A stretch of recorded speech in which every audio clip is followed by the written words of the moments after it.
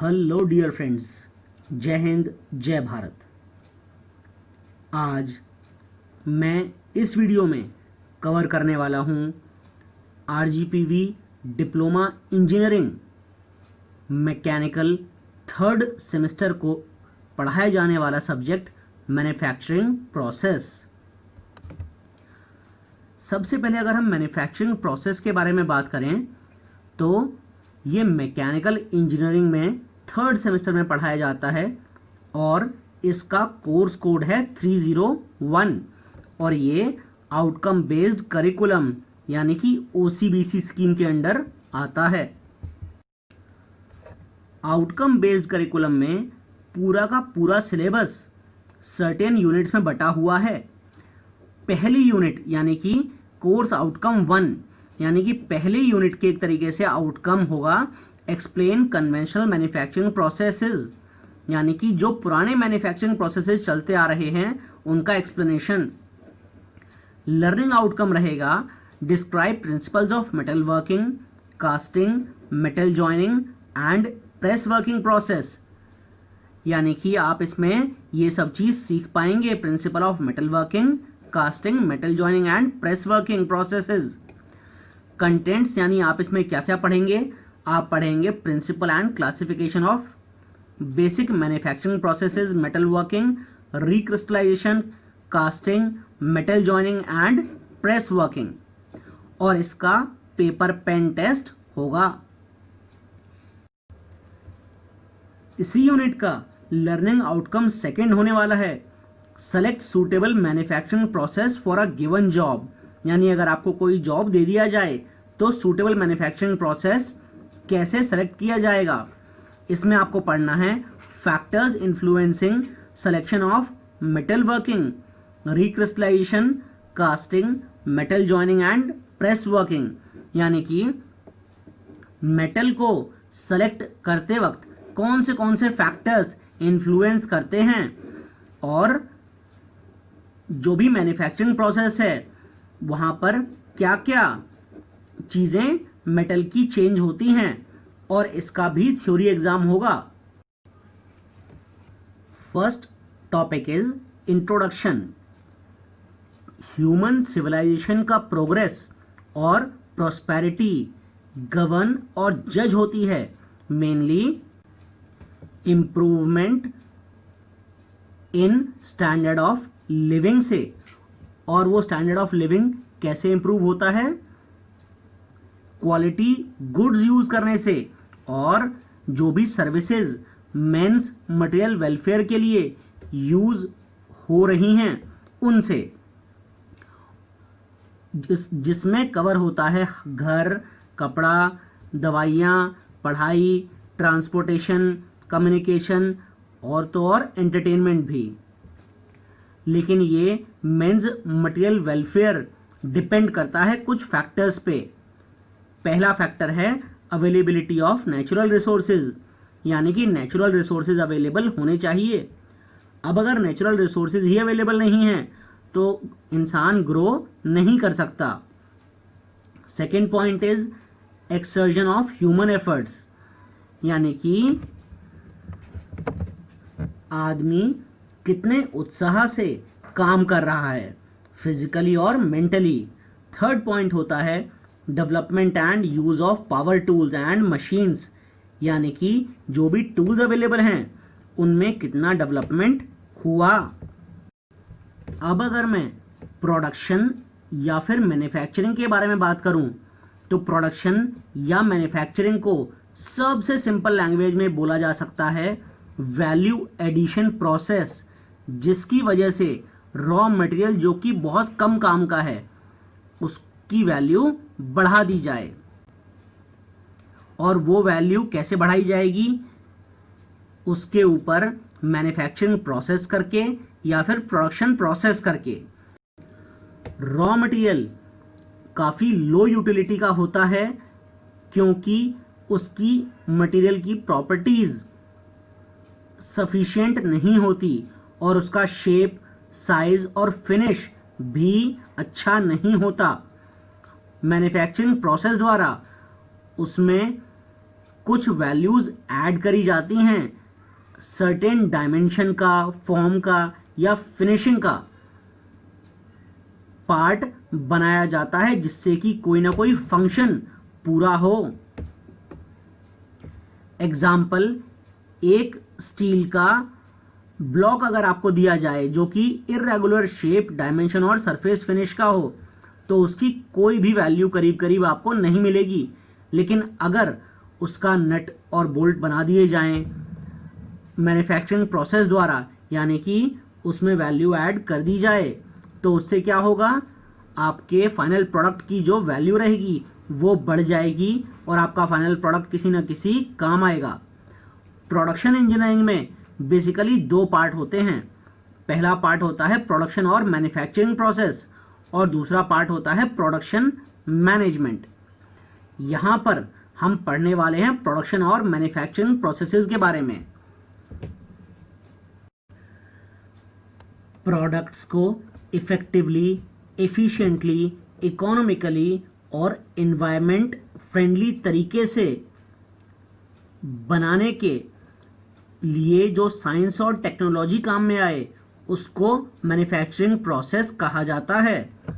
और इन सब चीज़ों को पाया जा सकता है by the application of existing manufacturing process and system, यानी जो आपके पास मैन्युफैक्चरिंग प्रोसेस अभी हैं उनके एप्लीकेशन से, इनपुट मटेरियल यानी कि रॉ मटेरियल, टूल्स, मशीन्स और एनवायरनमेंट के प्रॉपर सिलेक्शन से, जो ऑलरेडी मटेरियल्स और प्रोसेस अवेलेबल हैं उनका इम्प्रूवमेंट करके और नए रॉ मटेरियल्स, सिस्टम, प्रोसेस और टेक्निक्स को डेवलप करके सभी मैन्युफैक्चरिंग प्रोसेसेस को, सिस्टम्स और टेक्निक्स को टेक्नोलॉजिकली एक्सेप्टेबल, यानी सब लोग उस टेक्नोलॉजी को एक्सेप्ट करें ऐसा होना चाहिए। टेक्निकली फीजिबल, मतलब टेक्निकली वो चीज़ पॉसिबल होनी चाहिए।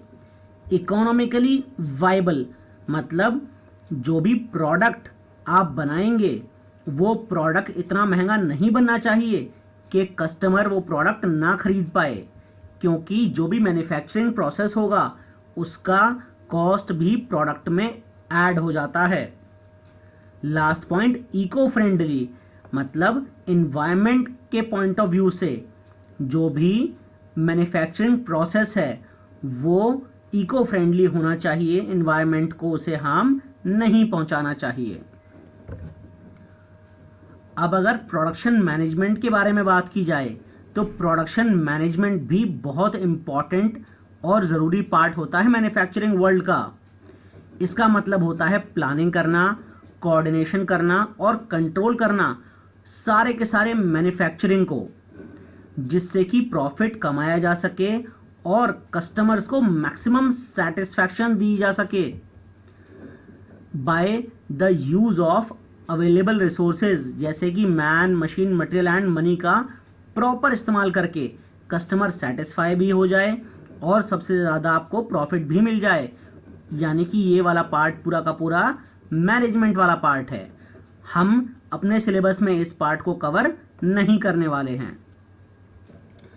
अब अगर classification of engineering manufacturing processes के बारे में बात की जाए तो exact number of manufacturing processes को बता पाना बहुत मुश्किल है, क्योंकि बहुत सारे प्रोसेसेस आजकल अवेलेबल हैं जो कि मैन्युफैक्चरिंग में इस्तेमाल होते हैं।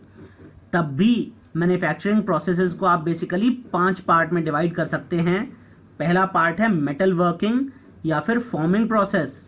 इसके अंडर आता है drop forging, stamping, extrusion, press work, punching, drawing etcetera.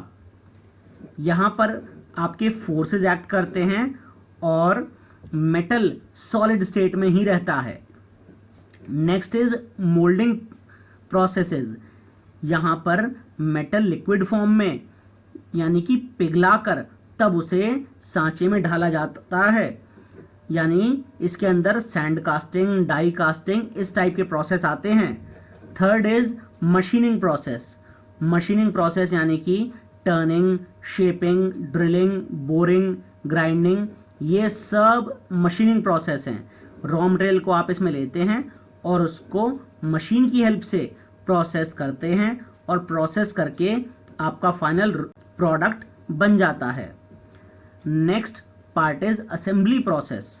यहाँ पर जैसा कि नाम से समझ में आ रहा है, ये प्रोसेसेस असेंबली प्रोसेसेस हैं, यानी कि यहाँ पर दो डिफरेंट पार्ट्स को या दो से ज़्यादा पार्ट्स को जोड़ा जाता है और इसके अंडर आते हैं welding, riveting, soldering, brazing, mechanical fastening यानी नट बोल्ट के थ्रू, और एडहेसिव ज्वाइनिंग यानी ग्लू टाइप की चीज़ जैसे कि एमसील हो गया, उस टाइप की ज्वाइनिंग को हम असेंबली प्रोसेसेस बोलते हैं। Last classification is finishing process, यानी जो प्रोसेसेस बिल्कुल फिनिशिंग के काम में आते हैं। ये हैं cleaning, blasting, deburring, puffing, horning, lapping, polishing, painting. इस टाइप की प्रोसेस को फिनिशिंग प्रोसेसेस कहा जाता है। Next topic is selection of a manufacturing process, यानी आप मैन्युफैक्चरिंग प्रोसेस को कैसे सेलेक्ट करेंगे कि कौन सा मैन्युफैक्चरिंग प्रोसेस आपको यूज़ करना है। किसी भी मैन्युफैक्चरिंग प्रोसेस को यूज़ करने के लिए आपको ये नीचे दिए हुए पॉइंट्स समझने पड़ेंगे। पहला पॉइंट है मटेरियल टू बी यूज्ड, यानी आप कौन सा मटेरियल यूज़ करने वाले हैं। सेकंड है नंबर ऑफ पार्ट्स रिक्वायर्ड, यानी आप कितने पार्ट्स बनाने वाले हैं और कितने पार्ट्स आपको रिक्वायर्ड हैं। Next is size and shape to be produced, यानी कि आपके फाइनल प्रोडक्ट का साइज और शेप किस टाइप का रहने वाला है। Next is dimensional tolerances required, यानी कि जो भी प्रोडक्ट रहेगा उसकी टॉलरेंस क्या रहने वाली है। नेक्स्ट इज ज्योमेट्रिकल कॉम्प्लेक्सिटी, यानी कि प्रोडक्ट की जो ज्योमेट्री है वो आसान है या बहुत ज़्यादा डिफ़िकल्ट है। नेक्स्ट पॉइंट सरफेस फिनिश, यानी कि आपको फाइनल प्रोडक्ट का जो सरफेस है वो कैसा चाहिए, बहुत ज़्यादा स्मूथ चाहिए या थोड़ा बहुत रफ भी चलेगा। Next point is economics of tooling, capital, scrap rate वगैरह वगैरह, यानी कि पूरा का पूरा पैसे के ऊपर बात आ जाती है कि कौन सा मैन्युफैक्चरिंग प्रोसेस में आपको कम प्राइस पड़ने वाला है। लास्ट पॉइंट आता है कि रॉ मटेरियल को प्रोसेस करने के लिए जो मैन्युफैक्चरिंग प्रोसेस यूज़ होगा वो इन्वायरमेंट को कम से कम हार्म पहुंचाए और जो वर्कर्स हैं उनकी सेफ्टी भी ध्यान में रखकर मैन्युफैक्चरिंग प्रोसेस को चूज़ किया जाता है।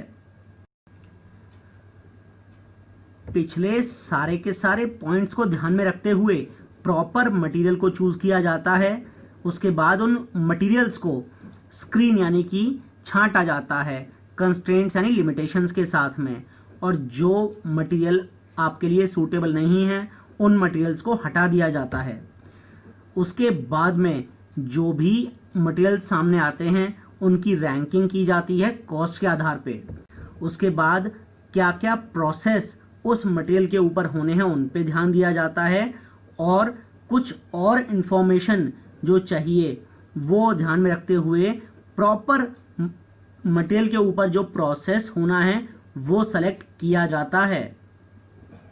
इस टाइप से किसी भी मैन्युफैक्चरिंग प्रोसेस को सेलेक्ट करना होता है। आज इस वीडियो में बस इतना ही। अगले वीडियो में मैं यूनिट 1 का सेकंड पार्ट भी लेकर आऊँगा। तब तक के लिए जय हिंद, जय भारत।